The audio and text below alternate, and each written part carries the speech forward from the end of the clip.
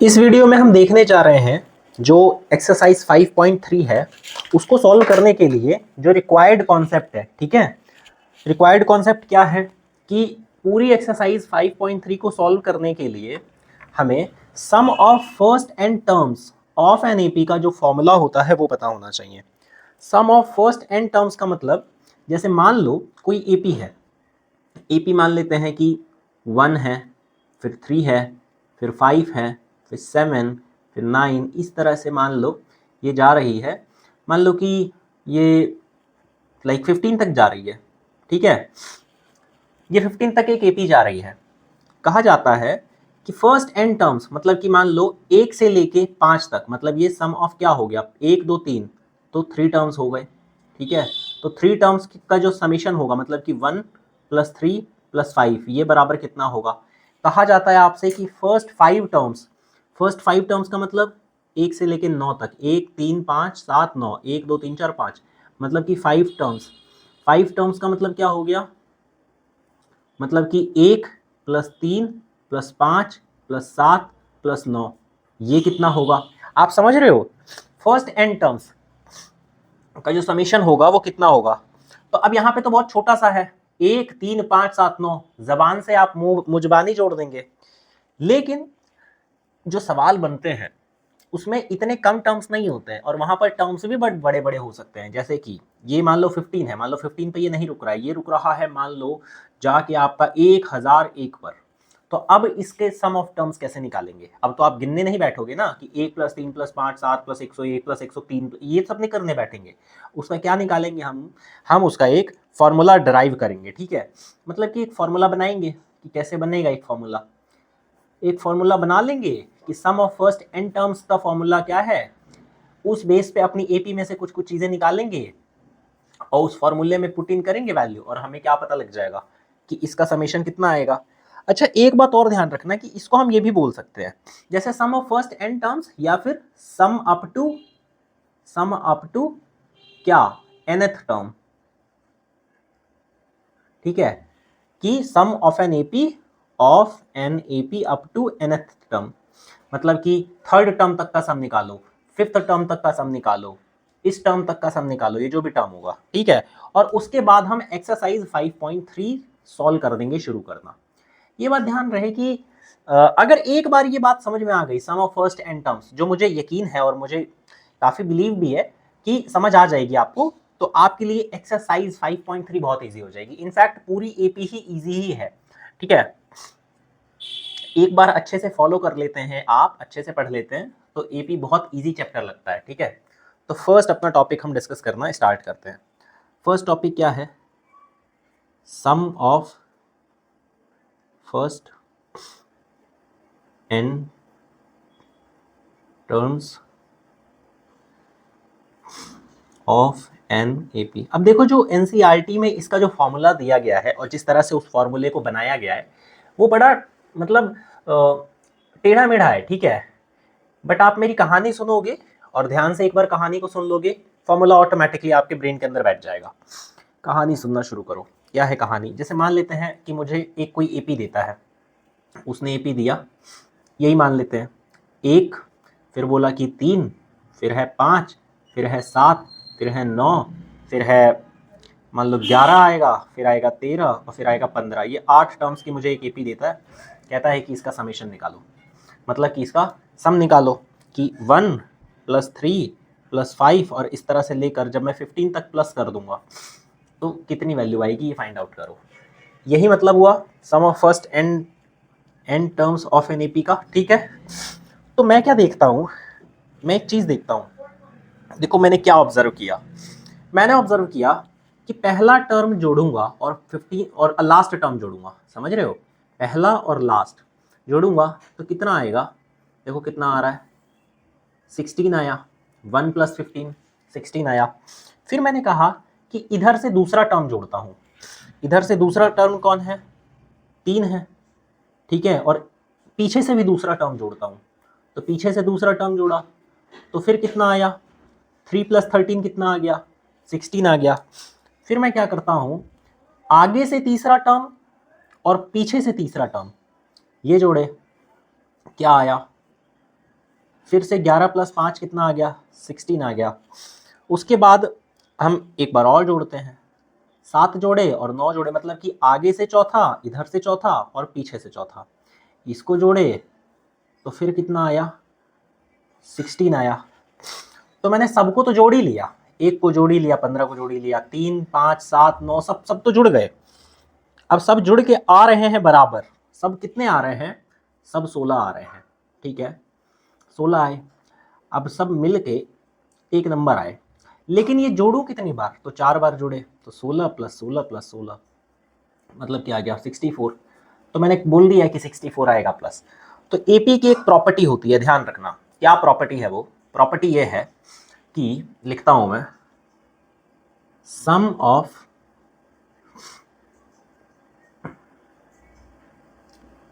nth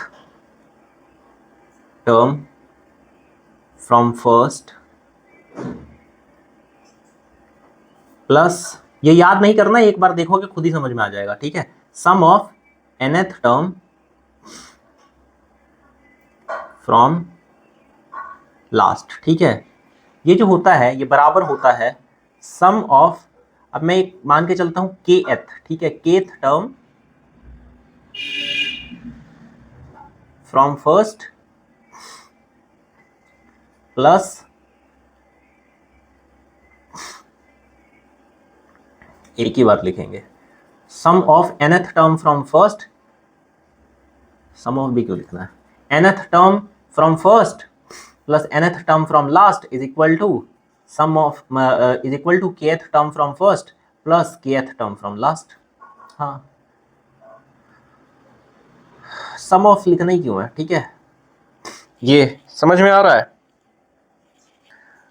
अब इस n और k की वैल्यू आप कुछ भी ले लीजिए, हमेशा बात बराबर ही रहेगी। जैसे मैंने n की जगह मान लिया कि 1 है, ठीक है, 1 है n की जगह, तो फर्स्ट टर्म आया, first term from first 1, first term from last 15, 1 और 15 16, और k की जगह कुछ भी मान लो 2 मान लेते हैं, तो 2 मतलब second, second from first, first से सेकंड कौन है 3, और लास्ट से सेकंड कौन है 13, तो 16, तो 16 इधर भी आया इधर भी आया।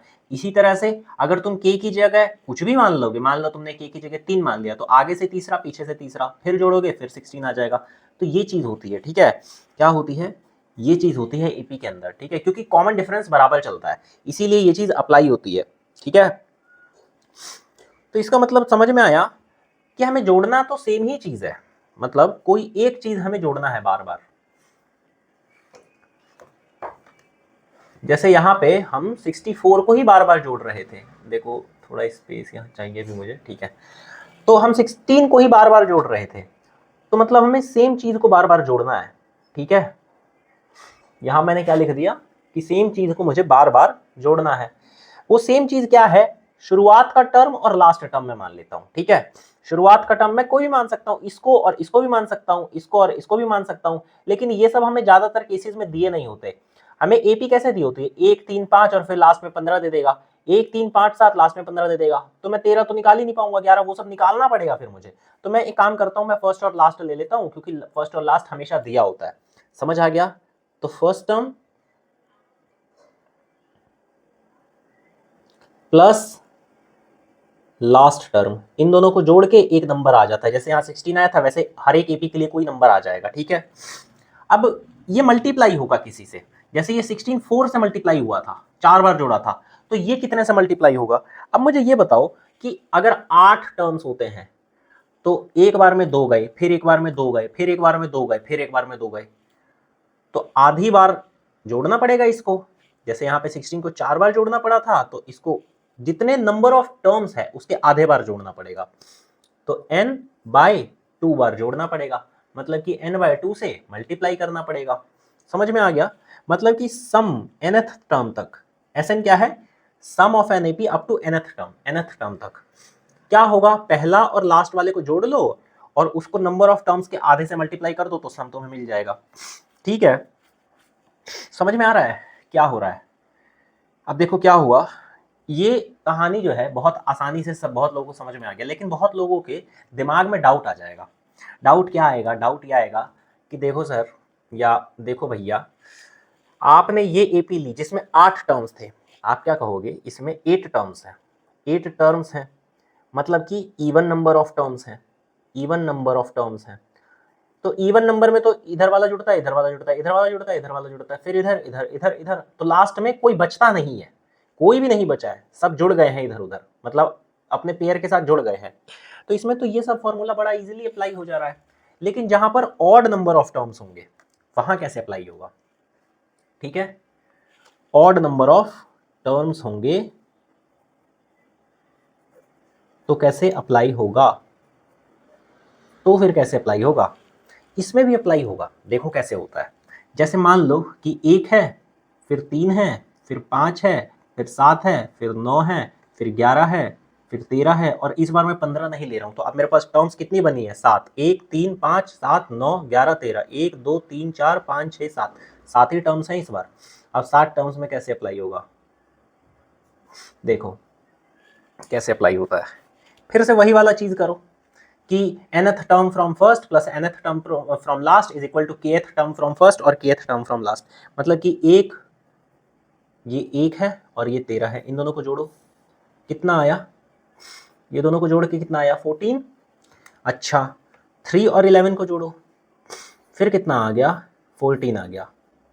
और जोड़ो, 5 और 9 को जोड़ो, फिर क्या आया?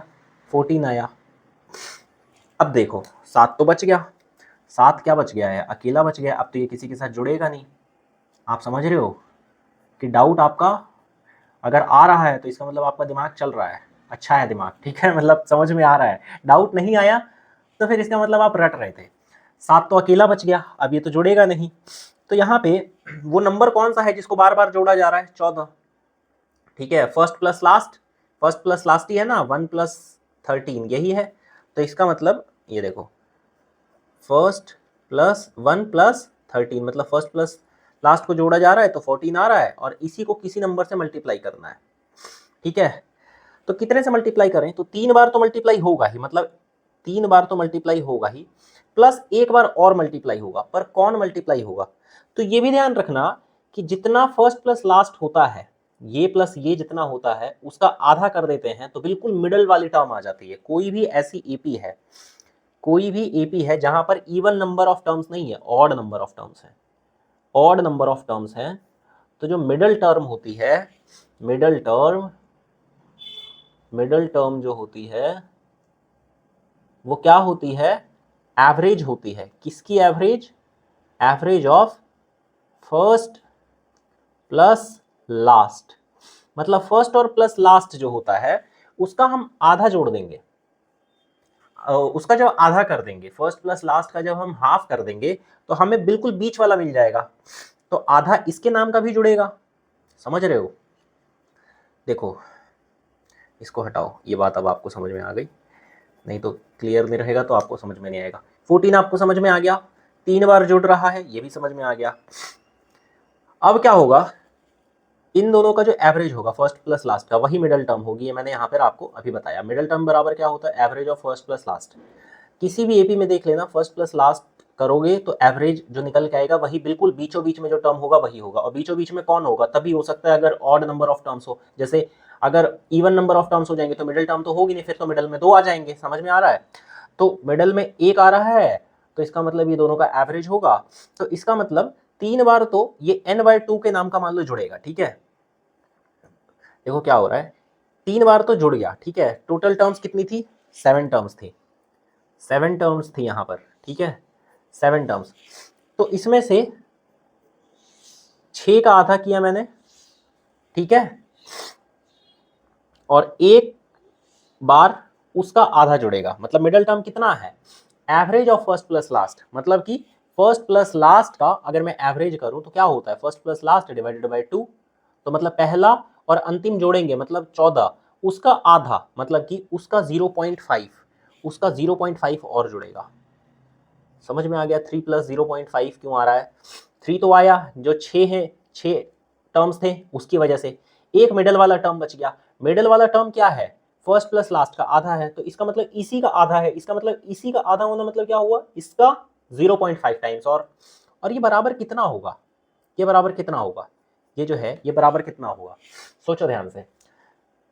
n/2। समझ में आ रहा है? क्यों? क्योंकि 7 टर्म्स है, उसमें से 6/2 हो गया, ये आ गया 3, ये 3 आ गया, और ये 0.5 एक बचा हुआ है, इसमें से एक बचा हुआ है, एक टर्म बची हुई है, तो एक का आधा हम कर देंगे तो 0.5 और हमें मिल गया, और हमें 0.5 ही चाहिए होता है हर बार, तो इसका मतलब यहाँ पर भी n/2 ही है। समझ में आ गया तुम्हें? अगर नहीं समझ में आया तो कमेंट में बताना, फिर से एक और वीडियो में समझाएंगे इस कॉन्सेप्ट को, ठीक है? कि हाफ जो था, जो इसमें से एक बचा था, उसका ही आधा और कर देंगे तो हाफ और मिल गया हमें। तो आइडियली हमारा फिर से वही फॉर्मूला बन गया n/2 into sum of first plus last, ठीक है? तो हमारा फॉर्मूला क्या बना? Sum up to nth term या sum of first n terms is equal to n/2, ठीक है, first term plus last term, यही बना। अब मैं फर्स्ट टर्म को a लिखता हूं, ठीक है, इसको a लिखते हैं हम, इसको l लिखते हैं, तो इज इक्वल टू क्या हो गया? n/2 a प्लस l, मतलब कि आपको फर्स्ट टर्म दी हो और लास्ट टर्म दी हो और नंबर ऑफ टर्म्स भी दिए हो, तो आप बहुत इजीली Sn निकाल लेंगे, ठीक है? तो Sn इज इक्वल टू क्या हो जाएगा? n/2 a plus l। अच्छा, अगर कोई AP हमें दी होती है, जैसे मान लो यहाँ पे एक जैसे AP दी हुई होती है, A फिर होता है A2 फिर होता है A3 फिर होता है A4, फिर ऐसे ऐसे ऐसे ऐसे जाते जाते लास्ट में क्या होता है? लास्ट टर्म क्या होता है? Anth होता है, ठीक है? एक्चुअली में ये लास्ट टर्म नहीं होता है, ये nth टर्म होता है, लोग इसको लास्ट टर्म समझते हैं। लेकिन मान लो अगर ये हमारी फिनाइट AP है, क्योंकि हमें बोल रहा है कि भाई सम निकालो, सम निकालो, क्या बोलेगा कोई भी हमसे? सम निकालने को बोलेगा, तो सम का मतलब तो फिनाइट AP ही होगा ना। फिनाइट AP मतलब वो AP कहीं ना कहीं तो रुकेगी, तभी तो हम सम निकाल पाएंगे, हम इनफाइनाइट तक का सम थोड़ी ना निकाल पाएंगे। तो फिनाइट AP में हम देखते हैं तो ये an जो है यही l है ना, समझ आ रहा है? तो इसका मतलब यही जो है वो l के बराबर, यही जो l है वो क्या है? an है। तो इसका मतलब ये हो गया कि n/2, यहां पर मैं लिख सकता हूं a प्लस, अब देखो ध्यान से, an को मैं हम क्या लिखते हैं? an का फॉर्मूला क्या होता है? a plus n minus 1 d, यही होता है। तो इसका मतलब हम यहाँ पे लिख सकते हैं an की जगह, l की जगह हम an लिख सकते हैं, और an की जगह हम ये लिख सकते हैं, तो यहाँ पे हम लिखेंगे a plus n minus 1 d is equal to क्या हो गया? n/2 2a, क्योंकि a और a जुड़ गया, 2a plus n minus 1d into d। यही हो गया हमारा फॉर्मूला किसका? Sn का। Sn का फॉर्मूला क्या हो गया? यही हो गया, ठीक है? यही हमारा बनता है फॉर्मूला। ये फॉर्मूला याद रहेगा तो सब कुछ निकल जाएगा, कोई भी दिक्कत नहीं होगी। जैसे हमारा an का फॉर्मूला था, उसमें हमें जैसे nth टर्म का फॉर्मूला क्या था? a प्लस n, जैसे ब्लैक पेन ले लेता हूं मैं, an इज इक्वल टू क्या था? a plus n minus 1 into D. तो हमें n चाहिए होता था, मतलब नंबर ऑफ टर्म, कौन सा टर्म निकालना है हमें? a चाहिए होता था, मतलब फर्स्ट टर्म, और d चाहिए होता था। a और d का मतलब क्या होता है कि AP चाहिए होता था, क्योंकि a और d पता होता है तो AP बन जाती है, AP होता है तो a और d पता लग जाता है, और हमें nth टर्म निकालना है, तो इसका मतलब हमें n चाहिए, तो हम n निकाल लेते हैं। उसी तरह से यहाँ पर क्या है, हमें a चाहिए, n की वैल्यू चाहिए यहाँ पर और यहाँ पर भी, ठीक है, और d की वैल्यू चाहिए। ये तीन हमें पता होंगे तो हम सम ऑफ टर्म्स निकाल देंगे, जहां तक कभी हमें निकालना होगा। n अगर हमारा 10 है तो 10वें टर्म तक का जो सम होगा वो निकाल लेंगे हम। इस तरह से हम निकालते हैं, समझ आ गया? एक नोट देख लो, एक नोट बहुत इंटरेस्टिंग है, ठीक है, कहीं हो सकता है काम भी आ जाए। नोट क्या है? तो नोट ये है कि देखो दो नोट हैं, ठीक है, एक तो है सम ऑफ, मतलब फर्स्ट इतने इंटीजर्स, फर्स्ट उतने इंटीजर्स, एक तो ये होता है, और एक और होता है। देखो होता ये है कि जैसे आपको nth टर्म निकालना है, nth टर्म, तो nth टर्म कैसे निकलेगा? जैसे मान लो a है, यहाँ पर मैं रफ में लिखता हूँ, a है, फिर a2 है, फिर a3 है, फिर यहाँ से पहुँचते पहुँचते पहुँचते पहुँचते कहाँ तक पहुँचोगे?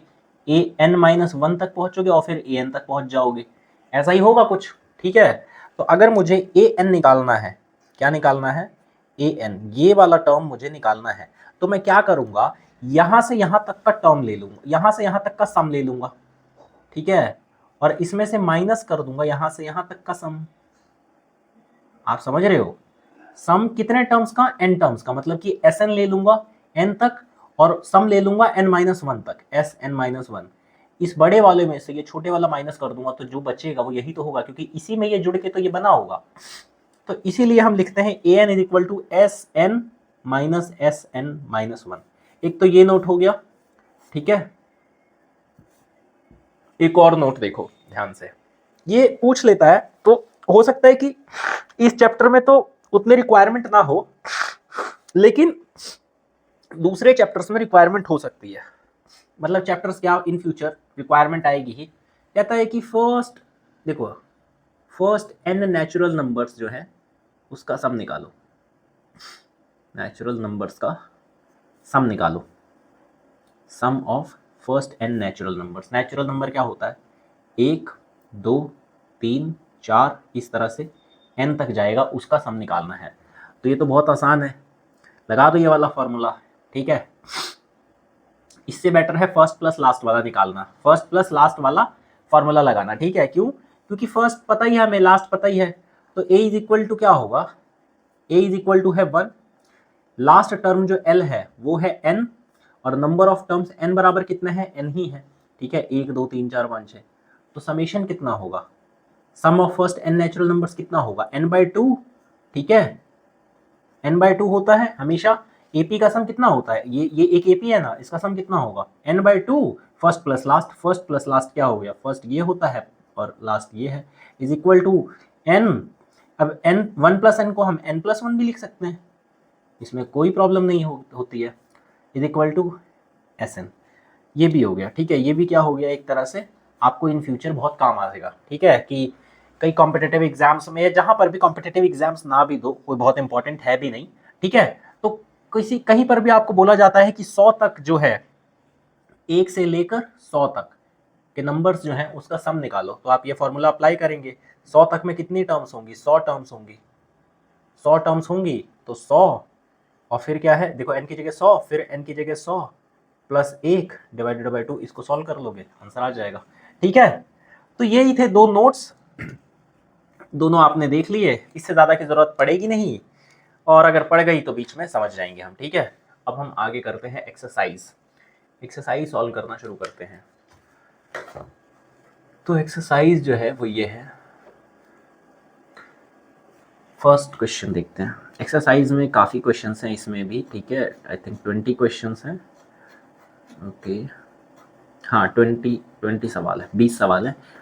तो लॉन्ग एक्सरसाइज है, सारे क्वेश्चंस एक वीडियो में तो हो नहीं पाएंगे, तो जितने भी होंगे वो हम देखते हैं। तो अब हम शुरू करते हैं एक्सरसाइज सॉल्व करना। एक्सरसाइज 5.3, और आप जानते ही हैं, लास्ट की कुछ वीडियोस देखी होंगी और पहले की भी इवन देखी होंगी, तो आपको पता ही है कि मुझे डू इट योरसेल्फ बोलना कितना पसंद है। तो मुझे बहुत अच्छा लगता है कि मैं बच्चों से काम करवाऊँ, ठीक है। तो मैं कोई भी अगर सवाल रिपीटेटिव टाइप का है, सिर्फ नंबर्स का डिफरेंस है, तो उसको हम स्किप कर देते हैं, ठीक है, मतलब स्किप हम कर देंगे, ठीक है, वो आप स्वयं करेंगे। तो अब देखो फर्स्ट क्वेश्चन का स्टेटमेंट देखो। हो सकता है इन वीडियोस में क्वेश्चंस ना दिखाई दे रहे हो आप, लेकिन इन फ्यूचर मैं कुछ ऐसा सेटअप बनाने की कोशिश करता हूँ गाइस कि आपको क्वेश्चन भी दिखे स्क्रीन के ऊपर, ठीक है। तो वो मैं जल्द लेकर आऊँगा। अभी आपको एनसीईआरटी खोल के ही रखना पड़ेगा अगर आपको पढ़ना है प्रॉपरली, तो और अगर आप जस्ट नॉर्मली आप देख रहे हैं तब तो कोई इशू ही नहीं है। तो फर्स्ट क्वेश्चन का फर्स्ट पार्ट देखते हैं, पहले स्टेटमेंट बोलता हूँ मैं। कह रहा है find the sum of the following APs, AP दी है हमें और उनका सम पता करना है। तो गिवन दिया है, गिवन एपी इज, हम लिखेंगे गिवन एपी इज, तो पहली एपी है 2 7 12, और फिर इस तरह से लेके जाके लास्ट में लिखा है 2 10 टर्म्स, मतलब 10 टर्म तक ईपी का वो पता करना है। तो दिस इम्प्लाइज क्या, इसका मतलब क्या है, a इज इक्वल टू 2 है, d की वैल्यू आप फाइंड आउट कर लोगे, 7 - 2 इज इक्वल टू 5, और कितने टर्म्स तक निकालना है, n इज इक्वल टू 10 है। तो a, d और n मिल गया, हम SN का फॉर्मूला अप्लाई करेंगे और हमारा आंसर आ जाएगा, ठीक है। तो SN का फॉर्मूला अप्लाई करते हैं, sum of 10 terms, sum of 10 terms क्या है, S10, n की जगह 10 लिखेंगे ना। देखो ये फॉर्मूला अब या तो सामने लिख देना या तो ब्रैकेट में लिख देना। Sn का कम से कम फॉर्मूला लिख दो, n/2 2a प्लस n-1d, ठीक है। दिस इम्प्लाइज कि S10 जो है, अब वैल्यूज पुट करना चालू करो। n की वैल्यू आई थिंक कितनी है, 10 डिवाइडेड बाई 2, फिर 2a, a की वैल्यू कितनी है, a की वैल्यू है 2 प्लस n-1, n की वैल्यू है 10 -1, d की वैल्यू है 5, ये आ गया is equal to how much, 10/2 कितना होता है 5, तो ये आ गया 5, ठीक है। ब्रैकेट में 2 × 2 हो गया 4 प्लस 9, और ये है 5 से मल्टीप्लाई हो रहा है तो मैंने 5 को ब्रैकेट में ले लिया। तो 5 4 प्लस 9 × 5 = 45 is equal to how much, is equal to 5 × 49 is equal to I think 245 आएगा आंसर। आ गया आंसर, ठीक है। सेकंड क्वेश्चन देखो बहुत आसान है, ठीक है। सिर्फ 4 टाइप का कर दिया है कि एक में पॉजिटिव टर्म्स दे दी हैं, अगले में नेगेटिव इंटीजर्स दे दिए हैं। मतलब इसमें गिवन एपी क्या है, गिवन एपी यहाँ पर क्या है, यहाँ पर है -37, फिर -33, फिर -29, और फिर यहाँ से पहुँच रहा है 12 टर्म्स। 12 टर्म्स तक का आपको फाइंड आउट करना है। ये भी पता लग जाएगा ए की वैल्यू कितनी है -37, डी की वैल्यू फाइंड आउट कर लो, डी की वैल्यू कितनी है, आगे वाले में से पिछले वाला घटाना है, तो -33 माइनस ए को घटाना है, मतलब -37 को घटाना है, इज इक्वल टू आ जाएगा 4, ठीक है, इज इक्वल टू 4 आएगा। और n की वैल्यू तुम्हें पता ही है, 12 टर्म्स तक निकालना है, Sn का फॉर्मूला लगाओ और फाइंड आउट करो।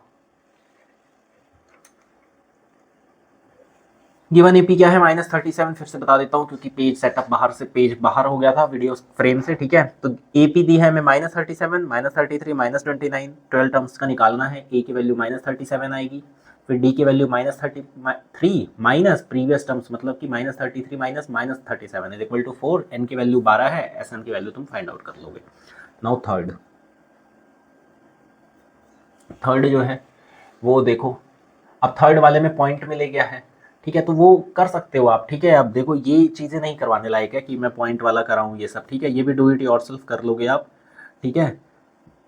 अगर नहीं समझ में आएगा तो देखो कॉन्सेप्ट आपको आता है, अब आपको कैलकुलेशन नहीं आ रही है तो उसके पीछे आपको अपनी कैलकुलेशन स्ट्रॉन्ग करनी चाहिए, ठीक है, मतलब कि बेसिक्स स्ट्रॉन्ग करने चाहिए, तो वो आपको, हाँ आपका आंसर अगर नहीं आएगा तो आप सॉल्यूशंस देख लेना, internet is full of solutions, ठीक है। 1/15, 1/12, फिर 1/10, फिर अप टू 11 टर्म्स, तो ये भी आप निकाल लोगे, ठीक है। ए की वैल्यू ये कितना है, ये ए की वैल्यू है 1/15, ठीक है। डी की वैल्यू आप फाइंड आउट कर ही लोगे, एन की वैल्यू 11 है वो आप कर ही लोगे, और एस एन की वैल्यू आप फिर फाइंड आउट करके निकाल लोगे। तो ये भी डू इट योरसेल्फ ही करो, ठीक है, do it yourself, try yourself. हम नेक्स्ट क्वेश्चन पे चलते हैं।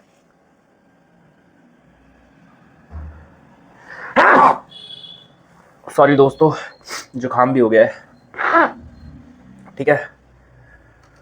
Okay, so next second part पे चलते हैं। सेकंड पार्ट क्या है, find the sums given below, find the sums given below. अच्छा ठीक है, देखो हमें नीचे ना सम्स दिए हैं, मतलब वो ये सब नहीं बोल रहा है कि एपी वेपी है क्या नहीं है, वो बोल रहा है सीधा कि सिर्फ सम्स है, मतलब कि 7 प्लस 10.5 प्लस 14 प्लस कुछ तक ले जाके पहुंचेगा 84 तक। तो पहले तो हमें ये चेक करना पड़ेगा कि ये एक एपी है या नहीं है, पहले तो ये चेक करना पड़ेगा, तभी तो हम एपी वाला फॉर्मूला लगा पाएंगे। अगर ये एपी नहीं हुआ तो हम फिर कभी भी पता नहीं कर पाएंगे और हम लिख देंगे कि भाई एपी नहीं है। हालांकि ये ध्यान रखना कि अगर ऐसा सवाल आ गया मान लो एग्जाम में और आपके पास टाइम नहीं है तो मान लेना कि ये एपी है, क्योंकि एपी ही होगा। अगर एपी नहीं है तो इसका जवाब, ये सवाल नहीं पूछा जाएगा, क्योंकि इसका जवाब निकालने में बहुत टाइम लगेगा, स्पेशली अगर इधर बड़ा नंबर है तो, मतलब बहुत बड़ी एपी है तो कभी निकलेगा ही नहीं, ठीक है। तो ये एपी ही होगा, नहीं तो नहीं निकाल सकते, सिंपल। तो हियर कॉमन डिफरेंस देखो, कॉमन डिफरेंस चेक करो, common difference d is equal to 10.5 minus 7, तो बचा कितना 3.5। फिर d is equal to 14 minus 10.5, अगर 10.5 14 में से घट गया equal to 3.5। This implies common difference is same. वैसे बोलना चाहिए डिफरेंस इज कॉमन, ठीक है, पर ठीक है जो चल रहा है कोई बात नहीं, चलने दो। Common difference is same, this implies कि terms are in AP, arithmetic progression में है टर्म्स। तो अब हम फॉर्मूला अपना अप्लाई कर सकते हैं। फॉर्मूला कैसे अप्लाई करेंगे? फॉर्मूला के लिए हमें क्या क्या चाहिए होता है? ए की वैल्यू चाहिए होती है, ठीक है, ए की वैल्यू है 7, ठीक है। फिर एन की वैल्यू चाहिए होती है, अच्छा डी की वैल्यू चाहिए होती है, एन की वैल्यू चाहिए होती है। तो अब क्या करना पड़ेगा? देखो दो तरीके हैं, डी की वैल्यू फाइंड आउट कर लो, तुम कर ही चुके हो, तो डी की वैल्यू है 3.5। अब आपको number of terms find out करना पड़ेगा, ठीक है, क्यों? क्योंकि आपको एन की वैल्यू चाहिए। देखो एस एन का फॉर्मूला क्या था? एस एन का फॉर्मूला था n by to 2a plus n minus 1 D, यही था। या फिर एक और फॉर्मूला था n by to A plus l. तो चलो अगर a प्लस एल वाले पे भी मैं करूं, क्योंकि मुझे पहला टर्म पता है वो है 7 और अंतिम टर्म पता है वो है 84, लेकिन तब भी n तो निकालना ही पड़ेगा। इस केस में a पता है, d पता है, जैसा कि मैंने यहाँ पे लिखा, तो भी n तो निकालना ही पड़ेगा। तो दोनों केस में निकालना ही पड़ेगा, तो देख लो कोई सा भी यूज कर लेना आप, तो हमें नंबर ऑफ टर्म्स तो निकालना ही पड़ेगा। लेट, तो हमें क्या करना पड़ेगा? 84 को लेट करना पड़ेगा। Let 84 be nth term, nth term है 84। दिस इम्प्लाइज कि ए एन जो है उसकी वैल्यू 84 है।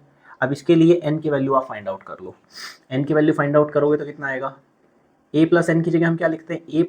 ए एन की जगह हम क्या लिखते हैं? A plus n minus 1 D is equal to 84। अब देखो इसमें दोनों क्वेश्चंस मिक्स हो गए हैं, हमें एन की वैल्यू फाइंड आउट करनी पड़ेगी, तब हम एस एन का फॉर्मूला निकाल के सम लगा के सम निकालेंगे।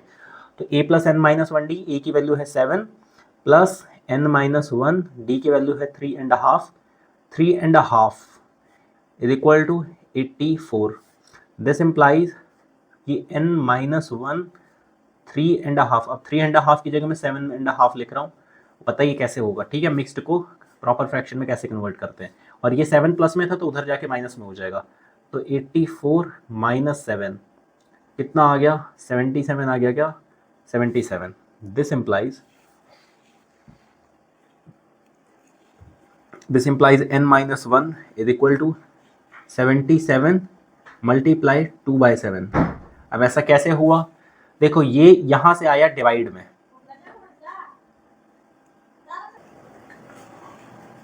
तो 77 इधर है, उसको डिवाइड करना है 7/2 से, तो डिवीजन यहाँ पे लगेगा 7/2, ठीक है, यहाँ से हटेगा तो अभी ये मल्टीप्लाई होता है तो 2/7 हो जाता है, तो इसीलिए मैंने यहाँ डायरेक्ट क्या लिख दिया 2/7। 7 7 1 1 इज इक्वल टू आ गया 22। एन की वैल्यू कितनी आ रही है? एन की वैल्यू आ रही है 23, ये है एन की value. This implies sum of 23 terms, sum of 23 terms is कितना? S23 निकालेंगे, क्योंकि 23 ही 84 ही 23rd टर्म है, ठीक है। तो is equal to n by two, n कितना है? 23/2। ये सब देख के घबराना मत, जैसा मैंने ऑड नंबर वाले टर्म्स में, ऑड नंबर ऑफ टर्म्स वाली एपी में बोला था कि जैसे 7 भी आ जाएगा तो डिवाइडेड बाई 2 वही सेम फॉर्मूला लगेगा, तो ये मत घबराना कि 23 तो 2 से डिवाइड नहीं होगा, ये सब नहीं, सब हो जाएगा, ठीक है। फिर क्या होता है? 2a की वैल्यू कितनी है? 7 है, प्लस n माइनस 1, n कितना है? 23 माइनस 1, और d कितना है? 3.5, यही है। तो इज इक्वल टू कितना होगा? 23.5, यहाँ 3.5 यहाँ, ठीक है। 2 इंटू 7 कितना हो गया? 14 plus 22 multiplied by how much? ये कितना होगा? 7.5।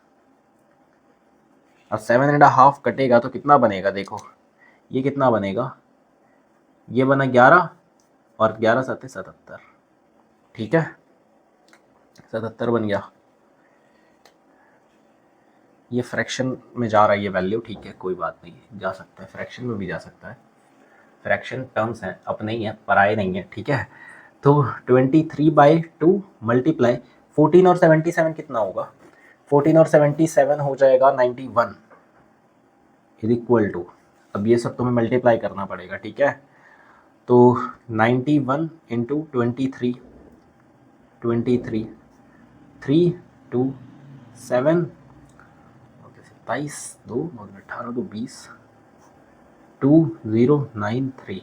अब 2093 को 2 से डिवाइड भी करना है तो 10 20 यहाँ पे चल 0 9 4 8 -1 3 6 12, तो कितना आ गया 1046.5, ठीक है, क्योंकि यहाँ पर एक बचा हुआ है तो 1/2 हो जाएगा, ठीक है। तो यही है हमारा आंसर, क्या है हमारा, यही है हमारा आंसर, ठीक है। अब हम देखते हैं नेक्स्ट। देखो नेक्स्ट वाला तो खुद ही कर लेना, ठीक है, उसका अगला मैं बता देता हूँ। 50 जो 5.3 का जो नेक्स्ट जो सेकंड क्वेश्चन है उसका जो नेक्स्ट पार्ट है वो मैं बता देता हूँ कितना है, 34, एक बार लिख देता हूँ 34 32 30 प्लस यहाँ से लेके 10 तक। तो इसके लिए भी सेम है, ठीक है, बहुत आसान है। इसको a+l वाले पे करके देखना, ठीक है, a+l वाले पे करके देखना, मतलब कि Sn is equal to n/2 और यहाँ पर होता है a+l, ये वाला फॉर्मूला पे करना। तुम्हें l की वैल्यू पता ही है, l की वैल्यू है 10, a की वैल्यू है 34 और n की वैल्यू तुम्हें फाइंड आउट करना पड़ेगा। तो n की वैल्यू कैसे निकलेगी, an is equal to a plus n minus 1 d। अब an की जगह 10 रखो, a की जगह वैल्यू रखो 34 और d की जगह कितनी आ जाएगी 32 माइनस 34, तो मतलब -2। अब यहाँ से तुम n की वैल्यू फाइंड आउट कर लोगे, यहाँ से क्या करोगे n की वैल्यू फाइंड आउट, यहाँ से क्या करोगे n की वैल्यू फाइंड आउट कर लोगे, इसमें पुट कर दोगे n, a तुम्हें पता ही है, l तुम्हें पता ही है, Sn तुम्हें पता लग जाएगा, ठीक है। तो ये आप खुद ही कर लेना, DIY लिख देते हैं, ठीक है। थर्ड पार्ट करते हैं।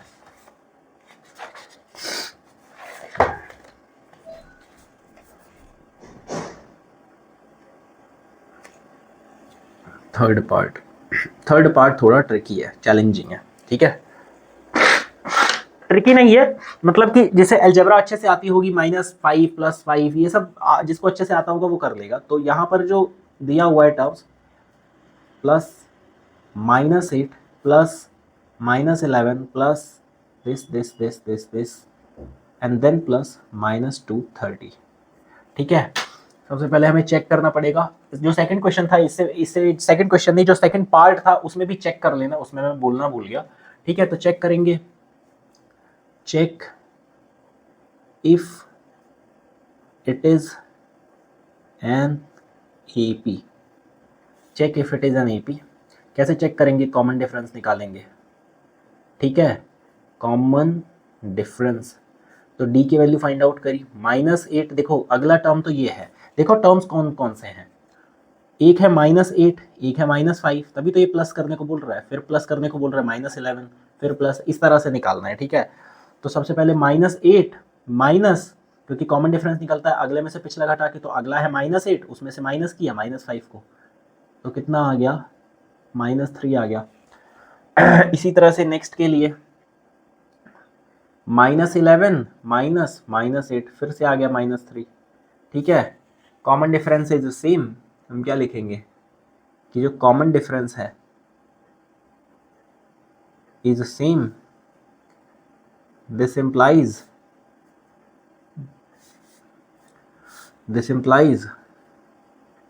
द गिवन टर्म्स जो है, given terms are in AP। ये किस में है, AP में है, पता चल गया। अच्छा, अब हम अपना वो लगाना चालू करते हैं, जो भी हम फार्मूला वगैरह लगाते हैं तो हमें पता है कि उसमें n की वैल्यू चाहिए होती है। तो फाइंडिंग नंबर ऑफ टर्म्स, सबसे पहले हमें क्या करना पड़ेगा, हमें फाइंडिंग नंबर ऑफ टर्म्स निकालना पड़ेगा। तो इसका मतलब क्या हुआ, इसका मतलब हुआ कि हमें लेट करना पड़ेगा, let -230 be the nth term. ये क्या है, nth टर्म है, nth टर्म है, इसका मतलब ए एन की वैल्यू जो होगी वो हो जाएगी -230। दिस इम्प्लाइज कि A plus n minus 1 into D की वैल्यू हो जाएगी -230। दिस इम्प्लाइज कि जो ए है, ए की वैल्यू है -5, अब पुट करो, ठीक है, यहाँ पे लिख लो। This implies A is equal to -5 और d इज इक्वल टू -3। अब वैल्यूज पुट करो, -5 प्लस n माइनस 1, n की वैल्यू हमें फाइंड आउट करनी है तो कुछ पुट नहीं करेंगे, -1, d की वैल्यू कितनी है -3 is equal to -230।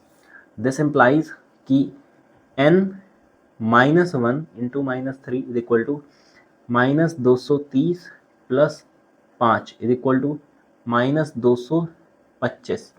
This implies कि n minus 1 is equal to how much, -225 divided by -3, ठीक है, कैंसिल आउट हो गया, 3 7 21 3 55 is equal to 75। This implies की जो n की वैल्यू आ गई वो कितनी आ गई, 75 में एक और जुड़ेगा तो 76, n की वैल्यू आ गई 76। अब हम आगे करेंगे, अपना सम निकाल देंगे, ठीक है। अभी से मैं a प्लस एल वाले से कर रहा हूँ, ठीक है। एक मैंने a प्लस एन माइनस 1, एक मैंने उससे किया 2a वाले से, ठीक है। 2a का जो फॉर्मूला था 2a plus n minus 1 into d. अब मैं इसको a प्लस एल वाले से करता हूँ। हियर दिस इम्प्लाइज माइनस, या लिखो this implies there are how many terms, 76 terms. There are 76 terms. This implies कि जो s 76 होगा, या एस एन का फॉर्मूला लिख दो पहले। S n is equal to क्या होता है, also s n is equal to क्या होता है, n by 2 a plus l, ठीक है, ए प्लस एल। तो इज इक्वल टू, अब लिखो दिस इम्प्लाइज की s 76 is equal to 76 by 2, a की वैल्यू कितनी है -5 और एल की वैल्यू कितनी है -230